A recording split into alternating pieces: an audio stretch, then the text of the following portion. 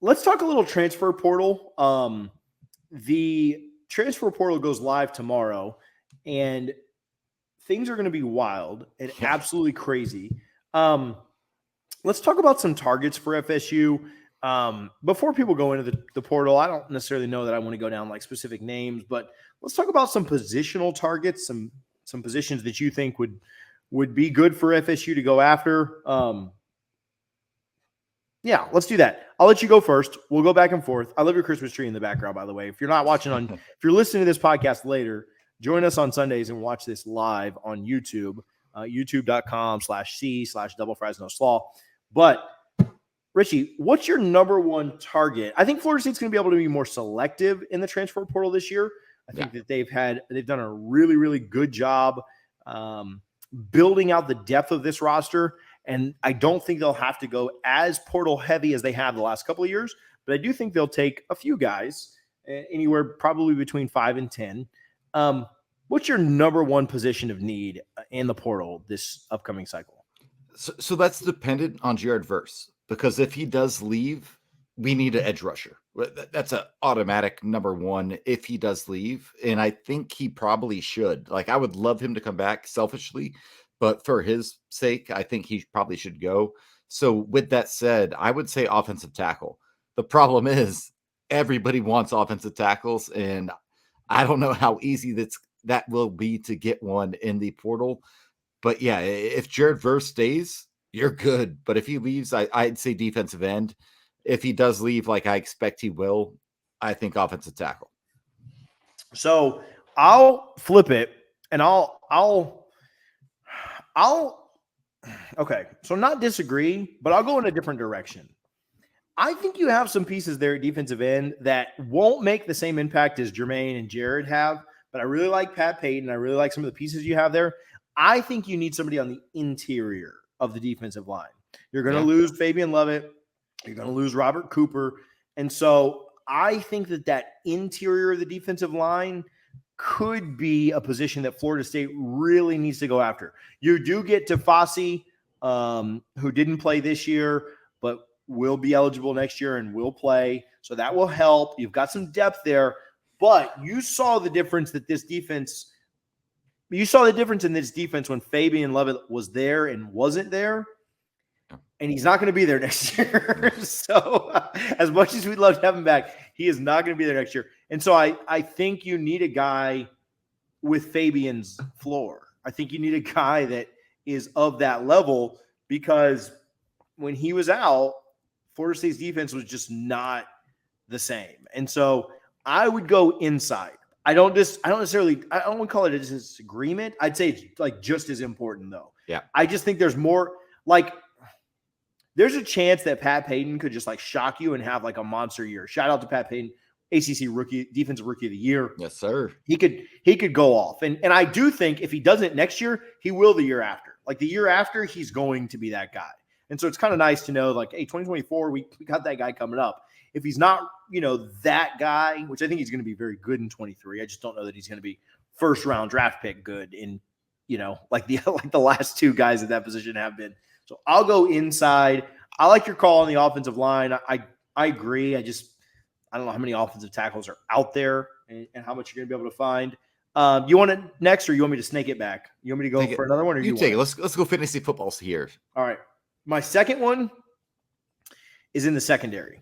I'm not breaking any news here, but you lose Sam McCall to the transfer portal. I think you need secondary help. I think Renardo Green had a good season for you. I think that Greedy Vance did a good job kind of in that nickel-ish position. You'll get Cooper back. I don't think Kevin Noles had a great year. That was a miss by me. I said that I thought he'd have a really good year. In our bold predictions, I think I had him down for 3 picks. He had 1. But he wasn't great. Jarian Jones will be there. You'll have Thomas. I think you need somebody in the secondary. It might be in that safety position because you are going to lose Jammie Robinson. I was listening to another podcast, shout out the Nolecast. Ingram and Bud do a great job. Jammie Robinson played more snaps than any other defensive player on the team. And that's going to be a lot to replace because he was really, really good. So I think help in the secondary, preferably to me, the safety position, just because I don't think it's as deep. I don't really know what Akeem Dent's going to do. I don't know that he's truly I don't know that he gets drafted. I don't know that he played well enough and was healthy enough down the stretch to get drafted. So you may get him back. You may get Shaheem Brown back. You may get Sidney back. But I think you probably need a safety, maybe a guy that can play a little bit of both. But I think safety would be my pick there in the secondary. What about you? Yeah, I agree. Like the secondary needs help. And I partially wonder, is it the secondary or is it the coaching of the secondary? I don't know. That's probably another topic for another podcast. But tight end, man, you got to get a tight end. Cam McDonald, shout out him. He really came on towards the end of the season. But you got to find somebody who can. Mike Norvell loves tight ends. Go back to his tape at Memphis and Arizona State. That's a position he wants to utilize. He just hasn't had the players to do it. And I think if he can get a true tight end, like the guy from Shorter University right now, man, like that's a position that I think could really take this offense to the next level, especially if Jordan Travis comes back like I personally expect him to. Yeah, I think tight end would be great. I think you're obviously going to get Marquise back, who flashed for you at times, but yeah, I think a tight end would be huge. You're spot on there. And then that's when I'll flip back to one you've already said. And I think this might round it out. If you had a stud linebacker that you thought was really, really good, you may go there. If you had some other positions. Also, the other thing on defensive end, which if you can get an impact guy like they had last couple of years, they've recruited that position fairly well. Like you've got Boots coming in, you've got Keldrick Falk, who's committed now. I know there's been smoke and rumors. Got a 4-star walk-on. Like, yeah, think about that.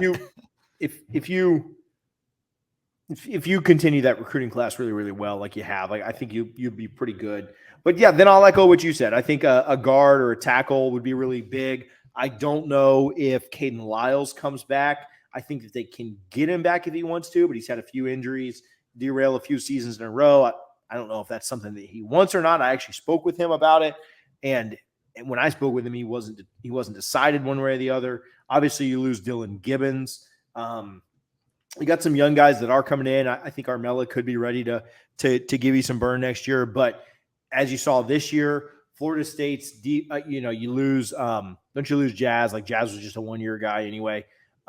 So your defensive or your offensive line basically sustained all the injuries they could. Right? Like you lost Bless, you lost Caden early, and then you basically had one injury to play with. Like if Jazz or Maurice went down, like you could move some guys around. No, Mo Smith couldn't have gone down. Yeah, if Washington would have gone down, like he was kind of able to plug and play, but you were kind of at your limit. And so you can never take too many offensive linemen. I think that having another guard or obviously a tackle would be great, but tackle is just pretty limited. So getting some kind of offensive lineman or maybe even two in the portal would be huge for the Noles. That probably wraps it up. And that's what's cool. If you have another one, I'll let you do another position, but quarterback, don't need to take anybody if Jordan comes back, obviously. Running back, that room is loaded. Wide receiver, I think that room is loaded and getting better with the high school guys that are coming in. Linebacker, again, I don't think you really have to have a linebacker. So last year, I think we were at a point where like every position, every room, we were like, I got to take somebody, and we did. We took guys in every single room. This year, I don't think you really have to do that. I think that you've seen the floor rise significantly under Norvell, go both a 1 and 2 deep. And, it's a credit to him and the people that he's brought in. So, I don't think there's anything else. Is there anything else I'm leaving out? Nothing on mine, unless like Tatum Bethune leaves early, which I think he should come back and probably will, because I don't know that his measurables match up to the NFL. But I think he'll be a damn good linebacker in the NFL too. But I do think he comes back. So I think that kind of covers it all. Yeah, no, I agree. I think, you've got a chance to, I don't know. Am I a little too, am I drinking a little too much Kool-Aid here? Like, I think you've got a really solid core and you've got a chance to really kind of make a run at things next year.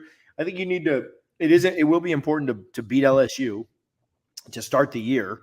But you beat LSU to start the year, And that ACC schedule sets up really favorably. You're talking playoff. Yeah, at that point. You've got an offense that's one of the best in the country. I think the defense does need to take a step forward, especially with some of the guys that we think we may lose or know that we're going to lose. Fabian, Robert, Jammie, and potentially Jared as well. So there does need to be a step forward taken by the defense to get a little bit better there.